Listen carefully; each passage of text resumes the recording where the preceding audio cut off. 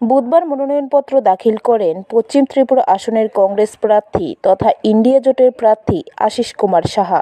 রাজধানীর রবীন্দ্র শতবার্ষিকী ভবনের সামনে থেকে ইন্ডিয়া জোটের প্রার্থী আশিস কুমার সাহা মনোনয়নপত্র দাখিল করতে যান। ছিলেন সর্বভারতীয় আহ্বায়ক সুপ্রিয়া সিনেট, রাজ্যের ইন্ডিয়া জোটের নেতা তথা বিরোধী দলনেতা জিতেন্দ্র চৌধুরী, সুদীপ রায় বর্মন, গোপাল রায় সহ অন্যান্য নেতৃত্ব।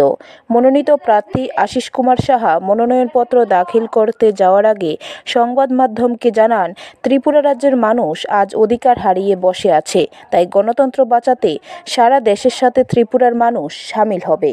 গণতন্ত্রের যে লড়াই, এই লড়াইটাকে শক্তিশালী করতে সমগ্র দেশের সঙ্গে আমাদের রাজ্যেও মানুষ আজকে তাদের অধিকার হারিয়ে বসে আছে।